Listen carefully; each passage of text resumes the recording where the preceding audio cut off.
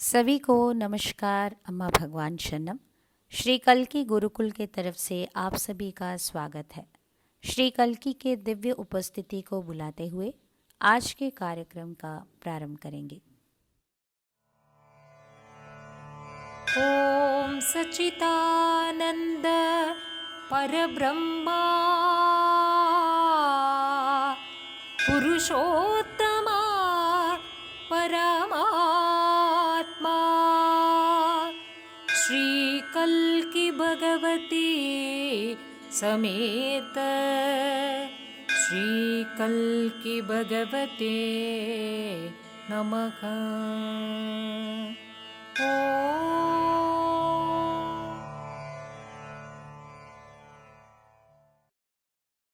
धीरे से आंखें खोलिए। हम पिछले कई दिनों से श्री अम्मा भगवान इहम और परम के पूर्ति हेतु दिए हुए अनेकों टीचिंग्स जो धर्मा वीडियोस के नाम पर यूट्यूब में है, उसमें से एक एक करते हुए हम देख रहे हैं। आज हम देखेंगे धर्मा 24 में दिए गए टीचिंग्स को। प्रतिदिन पूरे विश्व में श्री कल्की कई सारे चमत्कार कर रहे हैं। यह चमत्कार प्राकृतिक सिद्धांत का विरुद्धाचरण नहीं करते, वो उच्च सिद्धांतों की अनुयायी होते हैं। चमत्कार के उद्देश्य है हमारे मन से हमें इस चंगुल से हमें मुक्त करना। यहाँ आप देख सकते हैं श्री परम ज्योति श्री अम्मा भगवान के रूप में प्रत्यक्ष हुए हैं। चलिए अभी हम श्री भगवान के दिव्य संदेश को ध्यान से सुनेंगे।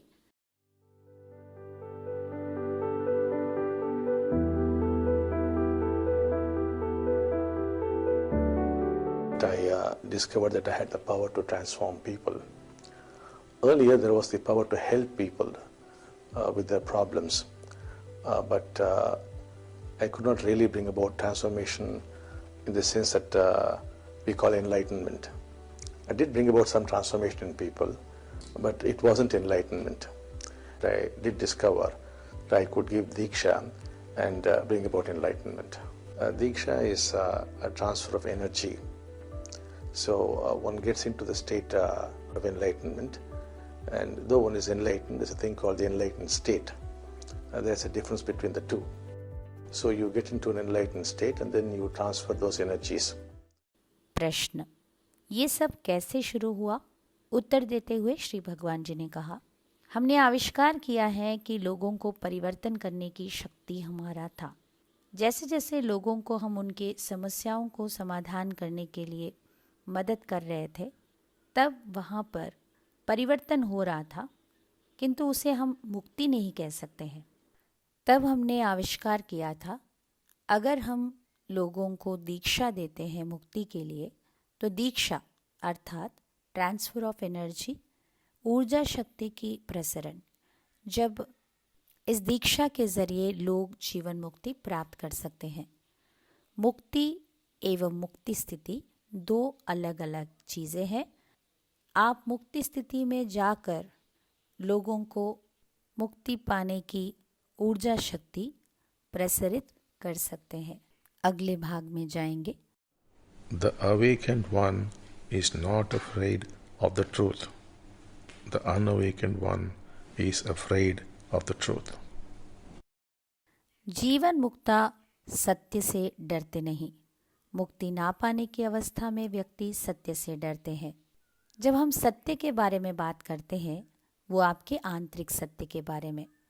सत्य आपके आंतरिक दुनिया में जो भी है, जिसे हम व्हाट इज कहते हैं। मान लीजिए आपके भीतर कृतज्ञता नहीं है, तो हमारे अंदर कृतज्ञता नहीं है, इस सत्य के साथ हमें रहना है, वही सत्य है। हमारे सच्चाई के साथ हमें हमेशा रहना है। हमारे अंदर कृतज्ञता नहीं है, हमारे माता पिता ने हमारे लिए कितना कुछ किया है, तो स्वाभाविक रूप से वहाँ पर उनके प्रति प्यार कृतज्ञता आना चाहिए। किंतु हमारा हृदय इस कदर सूख चुका है कि हमारे भीतर कृतज्ञता नहीं है। जब हम इस सच्चाई के साथ रहना शुरू करेंगे कि हमारे अंदर वो प्रेम कृतज्ञता नहीं है, तब हमारा प्रयाण शुरू होता है। मुक्ति ना पाने की अवस्था में व्यक्ति के अंदर जो भी सच्चाई है उसे देखने की, उसे स्वीकारने की शक्ति नहीं रहता। जबकि मुक्ति पाए हुए व्यक्ति जो जैसा है वैसे ही उसके साथ रह पाते हैं। आज मुक्ति पाए हुए व्यक्ति स्वाभाविक रूप से stay with the what is, अपने भीतर जो भी है उसके साथ रह पाते हैं। उसको लेकर वो डरते नहीं या लज्जित होते नहीं। अभी हम आपको मुक्ति पाए हुए एक व्यक्ति का अनुभव उनके ही बातों में बताते हैं। बता रहे हैं कि मैं आनंद अनुभव कर रहा हूँ, प्रेम अनुभव कर रहा हूँ, हमेशा ऐसा हूँ करके नहीं, बल्कि मेरे अंदर जो भी है उसके साथ हम बिना कोई कोशिश के रह पा रहे हैं। जो भी मेरे अंदर है वो है, उसको लेकर मुझे बुरा लगना या अपने आप को दोष देना नहीं है। उदाहरण के लिए वो बता रहे हैं कि अगर उनके पत्नी उनके किसी बात को लेकर असंतुष्ट है तो उस बात को लेकर उनके भीतर कोई भी कमेंट्री नहीं है। सच्चाई यही है कि उनके पत्नी उनसे असंतुष्ट है। ये गलत है कि सही है या ऐसे क्यों है, किसी भी प्रकार के प्रश्न नहीं, व्याख्या नहीं। हाँ, वो असंतुष्ट है बस। और वो जाके उनसे कहते हैं ठीक है, अभी हम फिर से ये रिपीट नहीं करेंगे। मुक्ति ना पाने की अवस्था में व्यक्ति अपने सच्चाई को देख नहीं पाते हैं, इसीलिए अपने सच्चाई से डरते हैं। टाइमलेस इनसाइट्स देखते हैं। मेरा और मेरा नहीं, इसी मौलिक विभाजन से सभी दुख उत्पन्न हो रहा है। एकत्व एक स्वाभाविक स्थिति है मनुष्य का। हमारे भीतर जैसे ही मैं की भाव शुरू हुआ, जहाँ पर दूसरों से अपने आप को हम अलग महसूस करने लगे, तो हमारे भीतर ये मेरा है, ये मेरा नहीं है, ये विभाजन भी शुरू हो गया। हमारे भीतर की ये मैं की भाव हमेशा अपने आप को सरवाइव कराने के लिए, बचाने के लिए हमारे अंदर विभाजन के भाव को जीवित रखता है, जिसके वजह से हम हर चीज़ में इसी विभाजन को अनुभव करते हैं।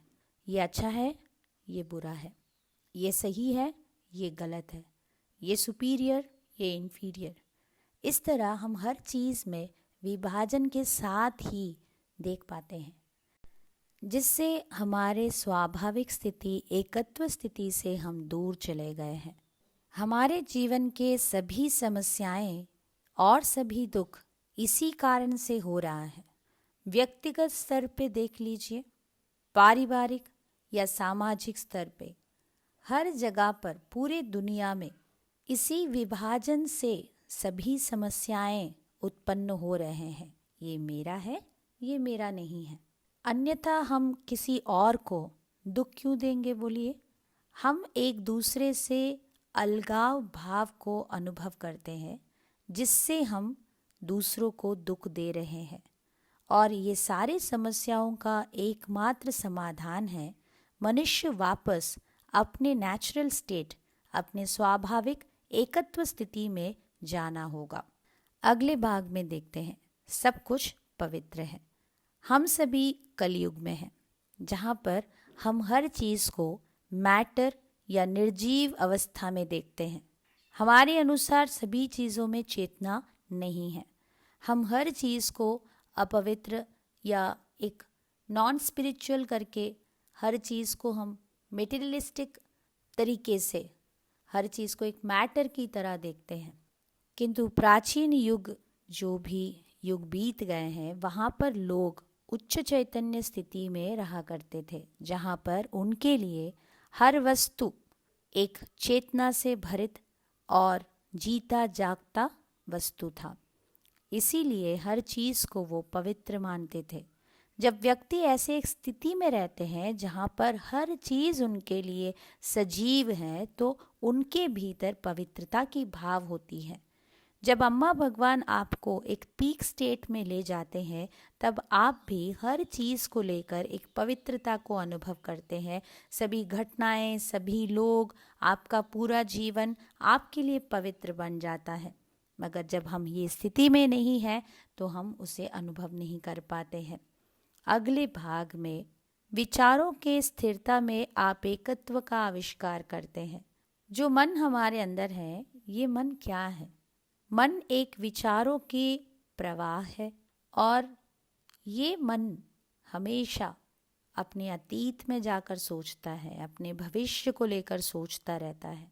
आप चाय पी रहे या कॉफ़ी पी रहे हैं, आप अपने बीते हुए कल के बारे में सोच रहे हैं कि कल क्या हुआ था, या आने वाले कल के बारे में सोच रहे हैं। आप अपने चाय कॉफ़ी को अनुभव नहीं कर पा रहे हैं। ये विचार ही सबसे बड़ा गड़बड़ है हमारे जीवन में।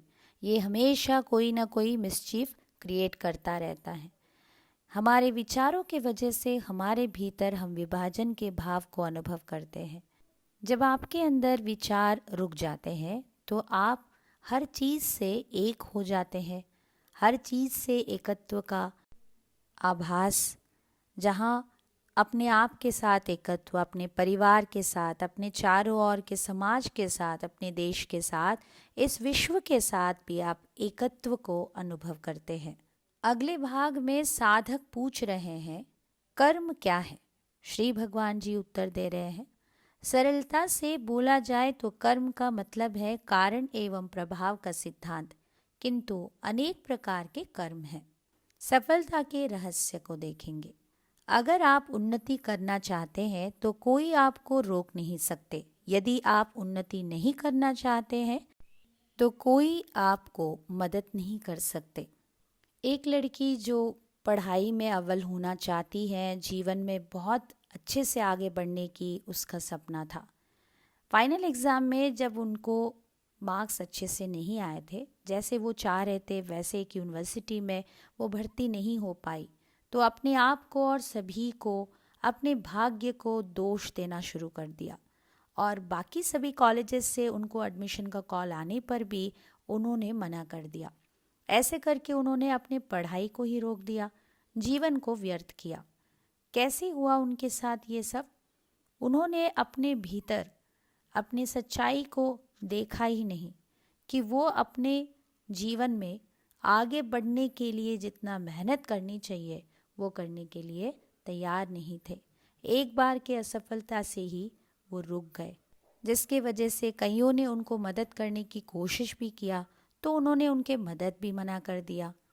और एक व्यक्ति जो एक गरीब परिवार से है, बड़े मुश्किलों में उनका परवरिश हुआ था क्योंकि उनके पिताजी बहुत ही कम उम्र में चल बसे और उनको उनके मामा जी के यहाँ पढ़ाई करना पड़ा। और मामा जी के यहाँ बहुत कड़े नियम थे, मगर अपने जीवन में सपना साकार करने के लिए उन्होंने बहुत बड़े बड़े सपने देखे। लोग जब उनके सपने सुन रहे थे तो उनका उपहास भी उड़ा रहे थे, तो भी उन्होंने पढ़ाई बड़े लगन के साथ किया और बड़े होकर एक बहुत बड़े कंपनी के सीईओ बनके वो अपने जीवन में एक अच्छे स्तर पर पहुंच गए। उनके जीवन में वो उन्नति करना चाहते थे, उनको कोई भी नहीं रोक पाए। श्री परम ज्योति के चमत्कार देखते हैं। আমি ত্রিশূর থেকে রাজেশ্বরী বলছি। প্রতি সপ্তাহে সংগঠিত ভগবত সাক্ষাৎকার প্রক্রিয়ায় অংশগ্রহণ করার জন্য আমি ব্যাকুল হয়ে অপেক্ষা করি। সংক্রান্তির জন্য সেই দিন এই প্রক্রিয়া হবে না জানতে পেরে আমার মনটা খারাপ হয়ে যায়। কিন্তু বৃহস্পতিবার দিন আমার পরম প্রিয় পরমজ্যোতি ভগবতী ভগবান আমায় এক সুন্দর অভিজ্ঞতা দিয়ে আশীর্বাদ করেন। আমি স্পষ্ট রূপে দেখতে পাই ওনারা আমার গৃহে সদা সর্বদা বিরাজমান। সেই দিনটি বৈকুণ্ঠ একাদশী ছিল, তাই আমি মধ্যাহ্নভোজ হিসেবে ডালিয়া ও কুমড়োর তরকারি রান্না করেছিলাম। রান্না শেষে স্টোভ নিভিয়ে খাবার ঢাকা দিয়ে আমি বেরিয়ে যাই।